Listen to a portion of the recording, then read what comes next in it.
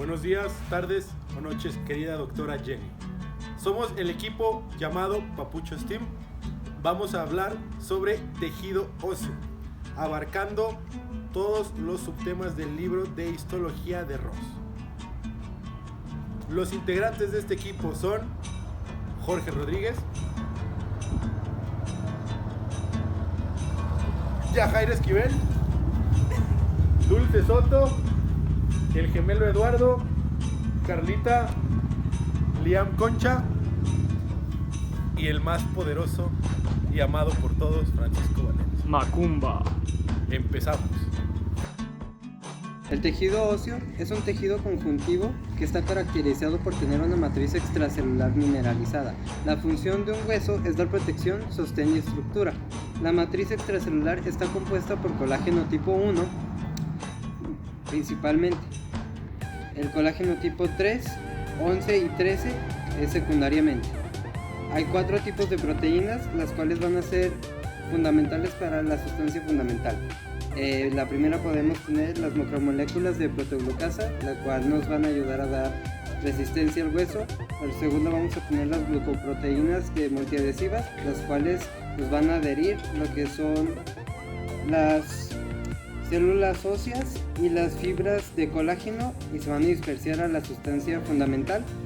En tercera vamos a tener lo que son las proteínas dependientes de vitamina K, las cuales van a capturar el calcio y los van a dispersar a otros tejidos. Y por último tenemos lo que son los factores de crecimiento y de citocinas. El hueso está conformado por tejido óseo y otros tipos de tejido cartilaginoso, incluidos el tejido hematopoyético, tejido adiposo, vasos sanguíneos y nervios. Este forma una articulación móvil o sinovial y esto incluye también cartílago y alino. Si cortamos el hueso podemos encontrar dos estructuras, una capa densa y compacta llamada hueso compacto que forma la superficie ósea exterior y una capa de aspecto esponjoso llamada hueso esponjoso que forma la parte interna del hueso. Los huesos se pueden clasificar en 4 grupos: el hueso largo, que consiste en una diáfisis y dos epífisis. Un ejemplo de esto sería la tibia. Los huesos cortos, que tienen sus 3 dimensiones prácticamente igual. Un ejemplo de esto serían los huesos del carpo de la mano. Los huesos planos, que pueden ser delgados y anchos, consisten en 2 capas relativamente anchas de tejido óseo compacto y una capa intermedia de tejido óseo esponjoso. Los huesos irregulares, que no se pueden clasificar en ninguna de las otras 3 grupos ya antes mencionados, tienen una forma compleja y pueden contener espacios aéreos. Un ejemplo de esto sería el etmoides. Superficie externa de los huesos. Los huesos están cubiertos por periósteo. Este es una vaina de tejido conjuntivo fibroso que contiene células osteoprogenitoras. En lugares donde existe articulación no va a existir el periósteo y va a estar cubierta por cartílago. Las células del periósteo van a tener la capacidad de mitosis y de diferenciarse en osteoblastos. Cuando un hueso se une a otro, la zona de articulación se le va a conocer como superficie articular. Esta superficie articular va a estar cubierta por cartílago y alino. Cavidades óseas. Las cavidades óseas están recubiertas por endostio. Esta es una capa de células de tejido conjuntivo que contiene células osteoprogenitoras. El endostio se compone de 2 partes: el hueso compacto, que es el que va a recubrir las cavidades, y el hueso esponjoso, que es el que va a estar adentro. Esta suele tener una capa de espesor y se puede diferenciar en células secretoras, en osteoblastos y células de recubrimiento óseo. La cavidad medular y el cuerpo esponjoso contienen médula ósea. Esta se divide en 2: médula ósea roja, que son todas las células sanguíneas en sus diferentes etapas de diferenciación, y la médula ósea amarilla, que va a ser el tejido adiposo, o mejor conocido por los grandes dioses como la grasa. Les voy a hablar sobre el hueso maduro. El hueso maduro está compuesto por unidades estructurales llamadas ostionas. Ustedes se preguntarán cómo se conforma una ostiona. Bueno, una ostiona se conforma por conductos de Haber rodeados por osteocitos y la matriz extracelular. Cuando los osteocitos que rodean el conducto de Haber van de forma radial, se le conoce como las laminillas concéntricas. Entre esas laminillas concéntricas se encuentran osteocitos que no siguen la forma radial y por ende no tienen conductos de Haber. A ellas se les llama laminillas intersticiales. También tenemos los conductos perforadores o también conocidos como de Bowman. Estos conductos son túneles en los huesos que pasan vasos sanguíneos y nervios que van de forma horizontal. También une al canal de Haber por sus vasos sanguíneos. Los canales de Haber van de forma vertical y por sus vasos sanguíneos pasan los nutrientes y el oxígeno que va hacia el hueso. Y por último tenemos la sangre que nutre al hueso. Se encuentra en la cavidad medular y al pasar al hueso sale por las venas periósteas. A esto se le llama flujo centrífugo. El hueso maduro es un tipo de tejido óseo que suele aparecer en el esqueleto del feto en desarrollo. Sus características es que tiene mayor cantidad de células y no se mineraliza completamente desde un inicio. Suele aparecer en algunos adultos cuando la zona afectada se está remodelando. Bien, yo les voy a hablar sobre las células del tejido óseo. Las células del cual se deriva todas las demás son las células mesenquimatosas. Estas células pueden dar origen a 3 tipos de células: a los fibroblastos, a las células musculares y a los adipocitos. El factor de transcripción que va a diferenciar para dar origen a los osteoblastos es el factor de transcripción CBFA1.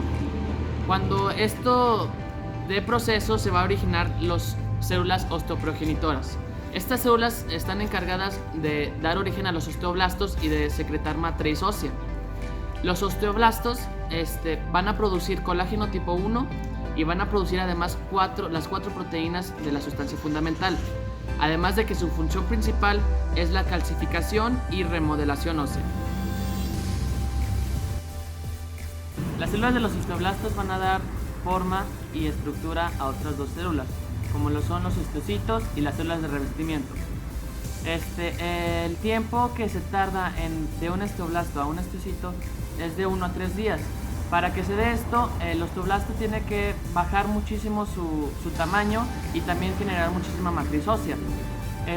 Hay 3 tipos de osteocitos: el osteocito latente, formativos y resortivos. Estos últimos tienen muchos lisosomas y ayudan a la homeostasis del calcio. Las funciones principales de los osteocitos son que responden a fuerzas mecánicas. Están comunicados por uniones de hendidura y se encuentran dentro de lagunas. Las células de revestimiento nos ayudan para la nutrición del hueso. Principalmente nutren a las células osteocitos. Osteoclastos. Los osteoclastos son células que no derivan de las células osteoprogenitoras, sino derivan de las células hematopoyéticas. Son muy grandes y son multinucleados. Estos principalmente sirven para la reabsorción celular del tejido óseo. La osificación. La osificación es un proceso mediante el cual se van a originar lo que son los huesos. Lo pueden hacer de 2 formas: la osificación intramembranosa y la endocondral. En la osificación intramembranosa va a comenzar a partir de la acumulación de células mesenquimatosas que se van a convertir en osteoblastos para crear los centros de osificación que se van a reunir alrededor de lo que va a ser el hueso. En el embrión hay un precursor que es el cartílago hialino y la mesénquima. Esta osificación es preferentemente para huesos largos y, como su nombre lo indica, va a ser dentro de la membrana de un tejido conjuntivo. Este se va a dividir en lo que es el hueso inmaduro, que va a ser temporal, para proseguir con hueso esponjoso y finalmente lo que es el hueso compacto. Osificación endocondral. Esta comienza a partir de la formación del hueso sobre un cartílago. Esto quiere decir que el cartílago va a sustituir el hueso y lo hace por diferentes métodos. Principalmente es el desarrollo del modelo cartilaginoso, que va a seguir con su crecimiento, en donde van a aparecer los primeros centros de osificación, que van a desarrollarse las diáfisis de los huesos. Después de esto va a haber un segundo centro de osificación, en donde va a generar las epífisis de los huesos largos, y finalmente va a concluir con la línea epifisaria, en donde va a dejar de crecer hasta los 21 años en caso de que el individuo sea varón. Cuando el hueso se osifica, se produce una mineralización para la forma estructural final del mismo, mediante un aumento de proteínas K que contienen osteoclastina. Esta osteoclastina manda o atrae al calcio a la matriz extracelular y este calcio estimula a los osteoblastos para liberar fosfatasa alcalina. Esta fosfatasa contiene moléculas de fosfato. Cuando aumenta la concentración de calcio y fosfato, se produce una secreción de vesículas, las cuales, como recordarán, están presentes en los osteoblastos. Estas vesículas tienen dos tipos de enzimas, fosfatasa alcalina y profosfatasa. Después de este paso, surge un aumento de nuevo de calcio y de fosfato, y esto hace que haya cristales de calcio y fosfato. Estos cristales hacen unos nuevos cristales que se llaman hepatocitos, y estos hepatocitos son los minerales principales de la matriz extracelular ósea. La unión de estos cristales hace una cristalización masiva, la cual es la finalización de la mineralización del hueso. El hueso sirve como reservorio corporal del calcio. El calcio es fundamental para la vida del ser humano. Su proceso está regulado por la hormona paratiroidea. Esta actúa para elevar el nivel del calcio en la sangre cuando está bajo, y la calcitocina para bajar el nivel del calcio cuando está alto. La de la fractura ósea puede estar presente mediante dos procesos: la curación ósea directa, que consiste en el estabilizar quirúrgicamente el hueso mediante placas de compresión restringiendo el movimiento, y la indirecta, que consiste en fracturas en donde la estabilización es no rígida. La respuesta inicial a la fractura ósea es similar a la respuesta frente a cualquier tipo de lesión en la que se produzca destrucción del tejido. Primero se forma un hematoma de fractura y se observa necrosis en los extremos del hueso que se fracturó. El tejido conjuntivo denso y el cartílago crecen y cubren el sitio de la fractura y producen un callo blando. Las células osteoprogenitoras se diferencian en osteoblastos. Los brotes osteogénicos invaden el callo y depositan tejido óseo, reemplazándolo por callo duro. Primero consiste en un hueso esponjoso para luego dar lugar al hueso compacto por medio de la remodelación ósea.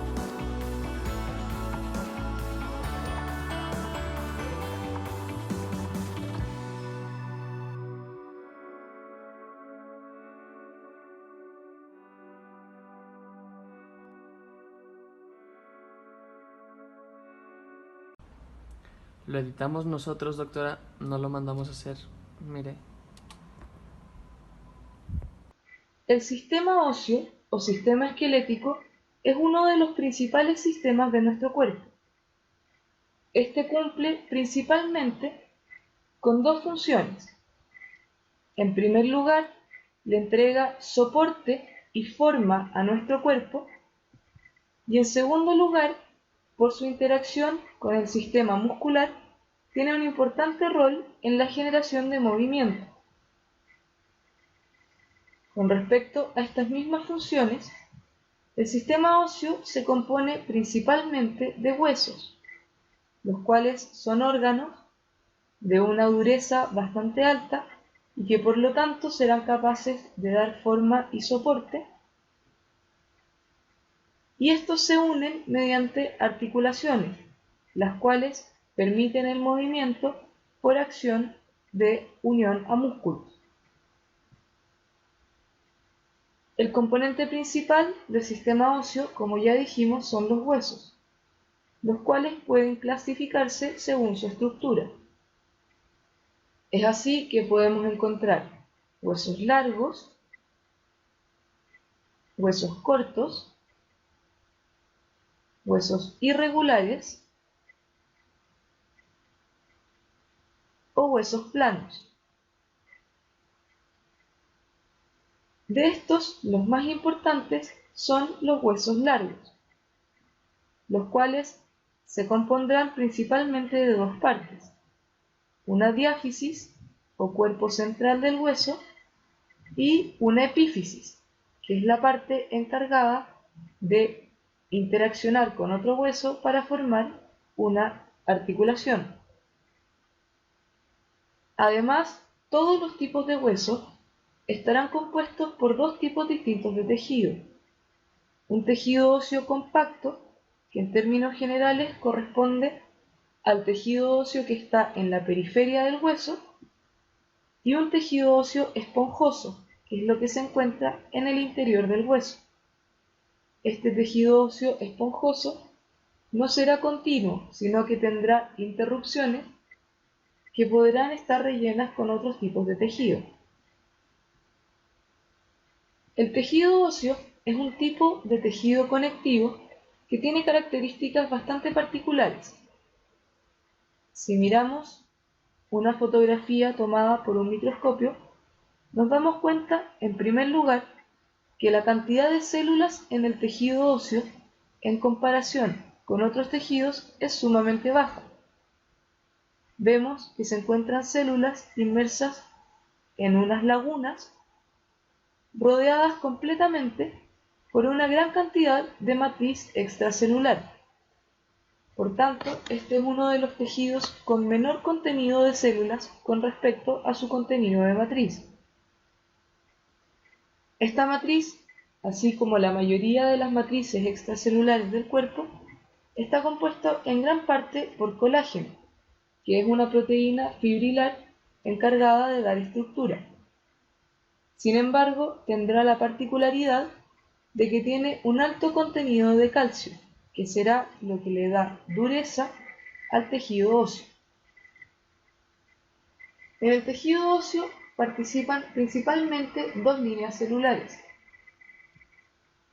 Las primeras se originan a partir de un tipo de célula madre llamada osteogénica.